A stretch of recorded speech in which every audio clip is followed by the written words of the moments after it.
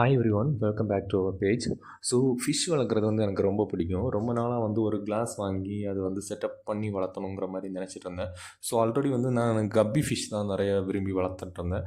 So அது ஒரு ப்ராப்பராக ஒரு கிளாஸ் டேங்க் செட் பண்ணுங்கிறது ஒரு ரொம்ப நாள் ஆசை. அதுலேயுமே வந்து பிளான்ட் எல்லாமே வச்சு அழகாக செட் பண்ணணும் ஆசை. ஸோ எனக்கு பிளான்ட் வந்து அது எப்படி செட் பண்ணணும் அதெல்லாம் தெரியாது. ஸோ பேசிக்காக நான் இப்போ ஒரு டேங்க் வாங்கி அதை செட்டப் பண்ணியிருக்கேன்.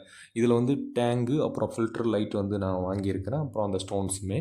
ஸோ அதுக்கப்புறம் நீங்கள் அதில் பார்க்குற அந்த மணி பிளான்ட்டு, ஃபாக்ஸ்டைல் வந்து நான் ஆட் பண்ணியிருக்கேன். ஆல்ரெடி என்கிட்ட இருந்துச்சு. ஸோ இந்த டேங்கில் வந்து நான் இப்போதைக்கு வந்து விடோ ஃபிஷ்ஷும் அப்புறம் வந்து நியான் டெட்ராவும் ஆட் பண்ணியிருக்கிறேன்.